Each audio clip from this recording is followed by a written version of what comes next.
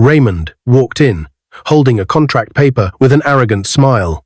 "Mama," he said, "you don't need this old house anymore.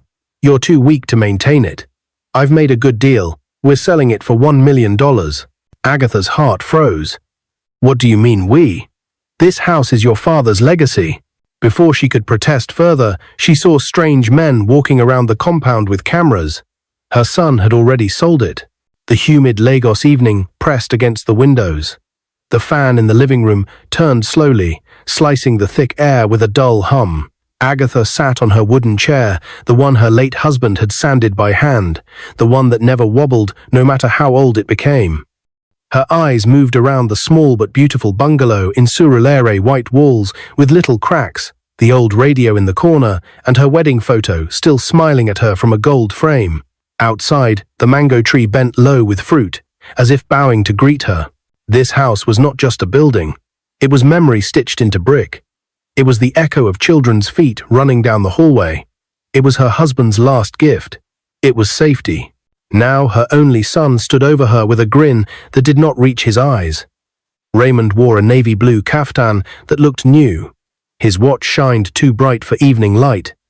He waved the paper again and snapped his fingers at the men drifting through the compound. One took pictures of the living room, another measured the walls with tape. A third peeked into the kitchen without greeting. "Raymond," Agatha whispered, rising slowly. "Tell them to stop. Tell them to leave." "It's not the Clyde. It's already done, Mama," he said, shifting his weight. "You will thank me later." Her hands shook. "I raised you in this house. Your father died blessing you in that room. You want to trade it for money?" Raymond's smile hardened. "It is not just money. It is $1 million. Do you know what that can do? This place is old. It needs repairs. You need care. I will put you somewhere nice." "Somewhere nice?"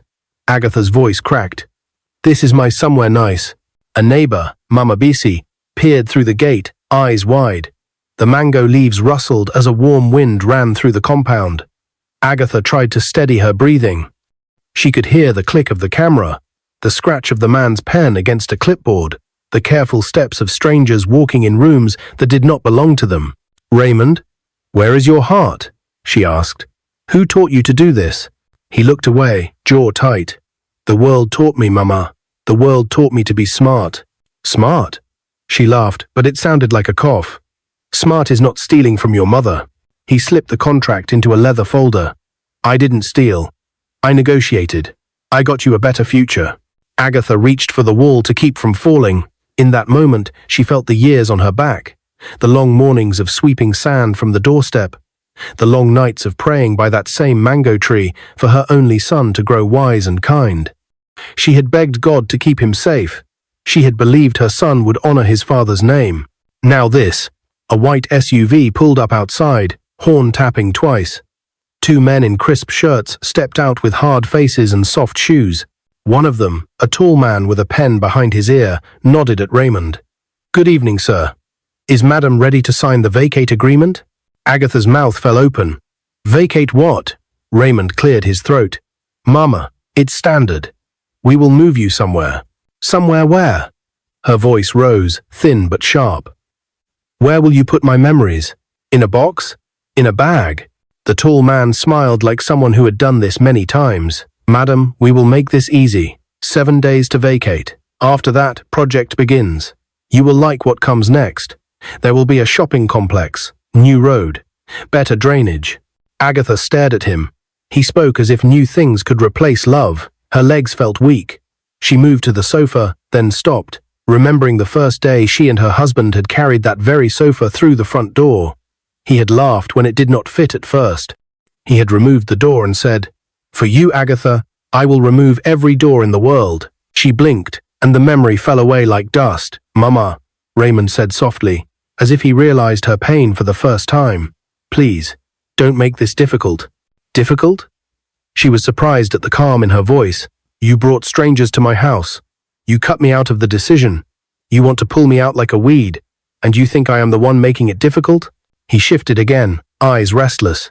"Look, the money is clean. It's real. Do you know what $1 million means? We won't suffer again." "We?" she asked. "Who is we?" Raymond did not answer. Silence moved through the room like a slow river. The cameraman coughed. The tall man checked his watch.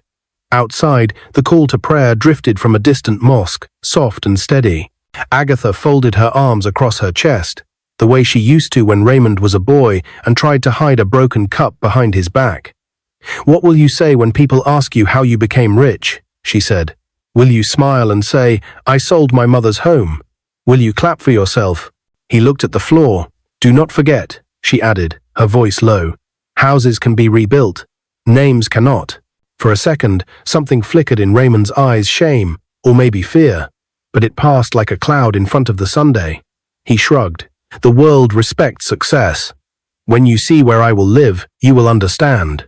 Agatha lifted her chin. "I do not want to see." The tall man took out a red sticker and a small hammer. "Madam," he said with fake politeness, "it is just a notice. Standard procedure." He walked to the gate and pasted a paper on it with loud taps. Notice to vacate demolition in 7 days. Each tap sounded like a nail in her heart. Tap, tap, tap. The neighbors gathered now, quiet, worried faces at the fence. A little boy paused with a football under his arm. A hawker slowed her steps, pure water balanced on her head. Mama Bisi whispered, "Ha! Raymond, oh! Is this your plan for your mother?" Raymond glanced at them and straightened his shoulders. He smiled, a hard smile, the kind people wear to hide their nerves. "Please, mind your business," he said. Agatha reached for the mango tree. The rough bark felt steady under her palm.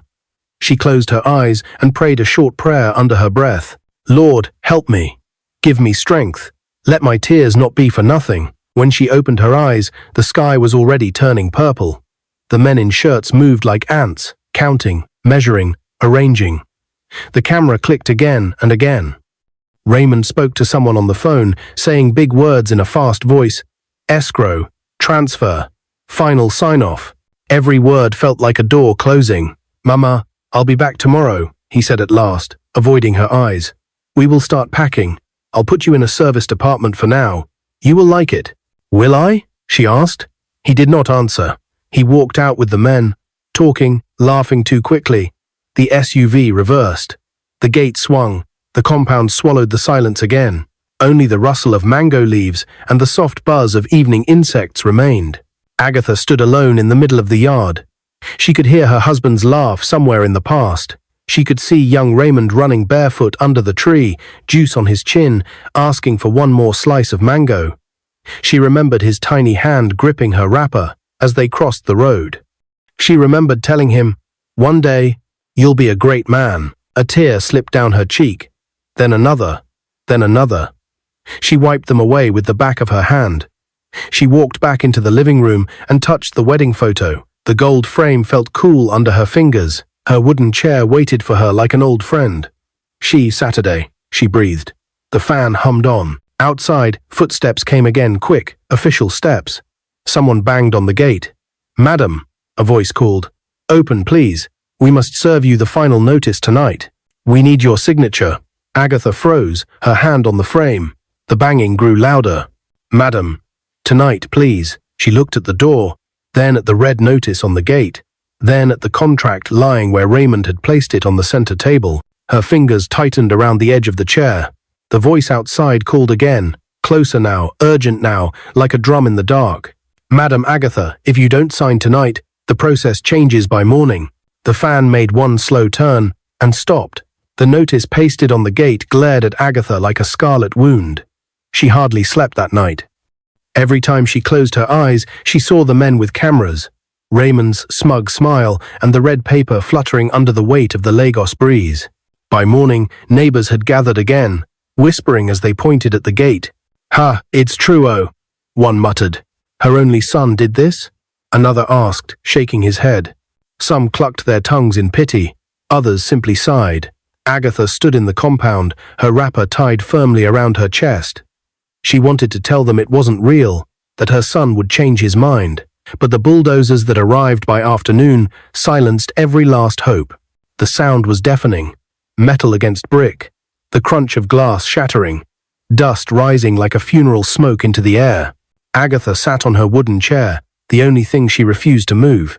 Her belongings, clothes, old pots, her Bible, and the radio were stuffed into a faded Ghana must-go bag. She held the bag on her lap like a child, but her eyes never left the house as its walls began to fall. The mango tree shook violently as debris struck the ground.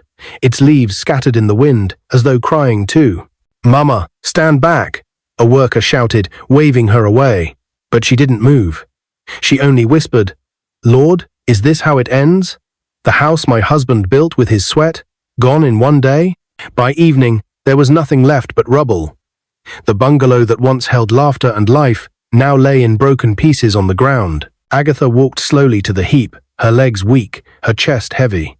She picked up the wedding photo that had fallen near the fence. The glass was cracked, but her husband's face still smiled inside the frame. She clutched it tightly against her chest and staggered away. Her neighbors looked on, some weeping quietly.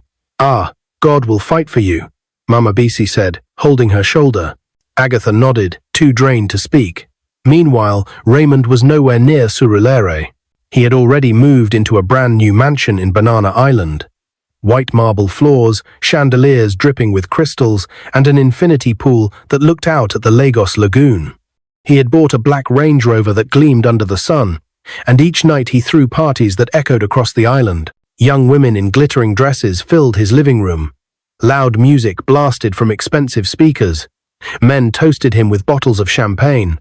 They called him young millionaire and clapped him on the back as if he were a king. Raymond basked in the glory. He wore silk shirts, gold chains, and designer shoes. He laughed louder than anyone else.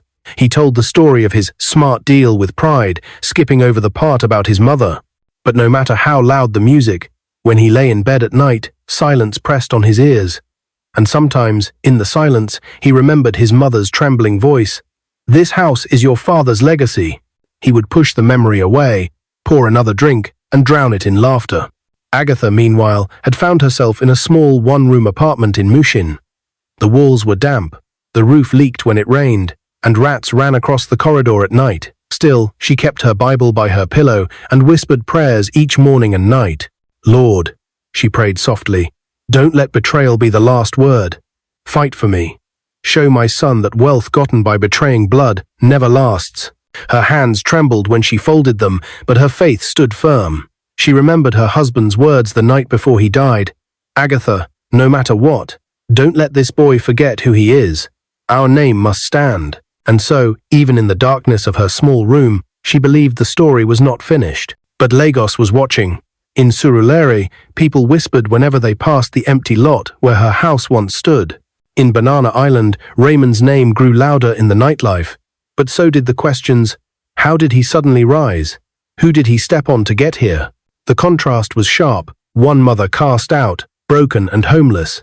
One son rising fast, dressed in gold and pride. Yet, the story was only beginning, because in Lagos, wealth built on tears has a way of turning into ashes.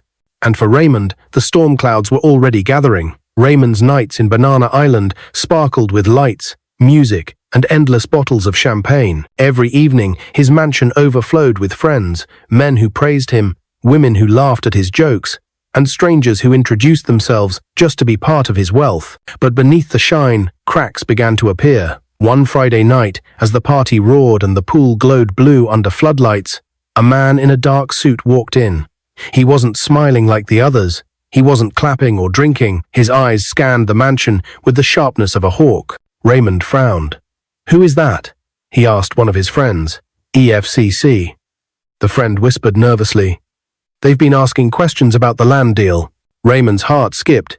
He quickly forced a laugh and stood tall. "Nonsense," he said loudly, trying to mask his fear. "Do I look like a criminal? This is Lagos. Everybody does business." But the man in the suit did not leave. He stood quietly in a corner, watching, taking notes. 2 weeks later, Raymond's phone would not stop ringing. It was his lawyer. "Raymond, we have a problem. The company you sold the house to is being investigated. There are petitions. They're saying the property wasn't yours to sell." Raymond snapped. "What do you mean? I had the papers. My father left that house to me." "No," the lawyer corrected firmly. "Your father's will left the property in your mother's name, which means you had no right to sell it. Legally, the transaction is invalid." Raymond felt his chest tighten. He slammed the phone down, but the words echoed in his head like thunder. Invalid, invalid, invalid. Meanwhile, Agatha sat in her little Mushin room, unaware of the storm brewing over her son. She had started selling puff-puff by the roadside to survive. Neighbors often bought more than they needed, whispering, "We can't leave Mama Agatha to suffer." One evening, as she packed her tray, a young boy rushed to her. "Mama, they said your son is in trouble." Agatha froze. "Trouble?" "Yes," the boy said breathlessly. "They said government people went to his house. They said he might be arrested." Agatha sat on her stool, her heart pounding. A part of her wanted to cry, another part wanted to shout. But deep inside, she only whispered, "God, your word is true. Pride always goes before a fall." Back in Banana Island, the once busy mansion grew quiet. Calls stopped coming, friends stopped visiting. The young women who had filled the rooms found excuses not to return. His boys who had clapped for him were nowhere to be found. One night, as rain poured heavily, Raymond sat alone in his living room. The chandeliers still sparkled, but the air felt empty. He poured himself another glass, but his hand shook so badly the drink spilled on the floor. He thought of his mother's face, her tears, her shaking hands, her words, "This house is your father's legacy." For the first time, guilt stabbed him like a knife. The next morning, police sirens echoed down the quiet Banana Island street. Cars stopped in front of his mansion. Raymond looked out from his balcony and saw them step out stern-faced officers with files in their hands. His knees weakened. His chest throbbed. For the first time since he sold his father's house, he realized the truth. Money cannot buy peace. Wealth built on betrayal cannot stand. The knock on the door was loud and final. The knock at the mansion door echoed like thunder. Raymond, once surrounded by noise and praise, now stood alone, trembling. When he opened the door, the officers stepped in, their boots echoing across the marble floor. "Mr. Raymond," one said firmly, "you are under investigation for fraudulent property sale and illegal transfer of ownership." Raymond's mouth went dry. He tried to laugh it off. Wait, this is a mistake. I'm a businessman." But the men weren't moved. Papers were shown, signatures compared, evidence laid bare. And in the middle of it all, one bitter truth stood unshaken. He had sold what was not his to sell. The house belonged to Agatha. News spread quickly. By evening, every Lagos blog carried the headline, "Young Millionaire's Fortune Crumbles. Mother's House at Center of Scandal." Agatha heard about it the next morning at the market. A neighbor rushed to her stall, holding a newspaper. "Mama Agatha, CO, your son, your name is everywhere." Agatha took the paper in her shaky hands. Her heart thudded as she read her own name printed in bold. The truth was out. Raymond had betrayed her, and now Lagos was watching. A week later, she was summoned to the High Court in Ikeja. Agatha entered the courtroom in her simple blue wrapper, her graying hair neatly tied back. She clutched her Bible as though it were her shield. Around her, the hall buzzed with journalists, curious eyes, and murmuring voices. When she walked in, Raymond, once flamboyant in silk and gold, stood at the defendant's stand, his head bowed. His once proud navy blue kaftan was crumpled, his eyes hollow. Their eyes met across the courtroom. Agatha's heart clenched. She saw not the arrogant son who had destroyed her home, but the broken boy she had once rocked to sleep. The judge's voice cut through the silence. "This case concerns a fraudulent sale of property belonging to Mrs. Agatha, carried out by her son, Raymond." The court listened to testimonies, lawyers, estate agents, even neighbors. Evidence stacked higher and higher against Raymond. His defense lawyer stumbled, unable to cover the cracks. Finally, the judge turned to Agatha. "Madam, do you wish to make a statement?" The courtroom hushed. Every journalist lifted their pen. Every eye turned toward her. Agatha stepped forward slowly. Her voice, though soft, carried power. "My husband built that house with his sweat," she said, tears filling her eyes. "He built it for me, for his family, for the generations to come. But my son," she looked at Raymond, "my son chose to sell it for money that vanishes like smoke." Her voice broke, but she pressed on. "Yes, he betrayed me. He shamed his father's name. But I will not let bitterness define me. He is still my son." The court gasped. Some shook their heads, others wiped tears. Raymond's face crumpled. For the first time, tears slid down his cheeks. The judge banged the gavel. This court declares the sale invalid. Ownership of the demolished property and its land reverts fully to Mrs. Agatha. Compensation for damages shall be pursued from the purchasing company. As for Raymond, this court will determine further penalties. As welcome, the hall erupted. Journalists scribbled furiously. People muttered, and some applauded quietly. But at the center of it all, Agatha stood tall, her frail frame glowing with dignity. She had lost her house. She had lost her trust. But in that courtroom, she gained back her voice. Outside, reporters crowded around her. "Mama Agatha, how do you feel? What will you do now?" Agatha held her Bible to her chest and answered, "The Lord fights for me. I will rebuild. And as for my son..." She paused, her eyes finding Raymond being led away by officers, tears staining his face. "I pray he learns that money without character is emptiness." The cameras flashed. The story was no longer just about betrayal. It was about a mother's strength and a son's fall. But what Agatha did next, nobody expected. The very next morning, she shocked the nation again with a decision that left everyone whispering in disbelief. The whole of Lagos buzzed with the outcome of the trial. Newspapers splashed her name across their pages. Mother wins landmark case against son. Radio stations debated it. Bloggers filled the internet with the scandal. But as people expected Mama Agatha to cut ties with Raymond forever, she was quietly preparing for something no one saw coming. 3 days after the court's decision, she walked slowly into Kirikiri prison, where Raymond had been remanded, pending sentencing. Her wrapper was the same, faded blue lace, her Bible in hand. The warders, surprised to see her, whispered among themselves, "Nah, this woman way her Pekin betray." "Yeah, so, she's still coming to see him? Wonders will never end." It was no 9. Agatha entered the visiting hall.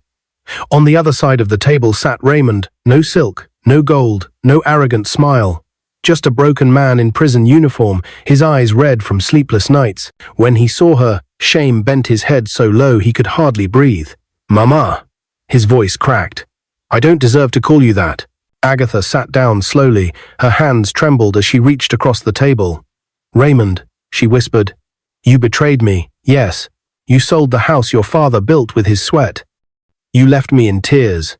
But listen to me." Her voice firmed, her eyes burned. "I will not let hatred kill what is left of me. You are still my son."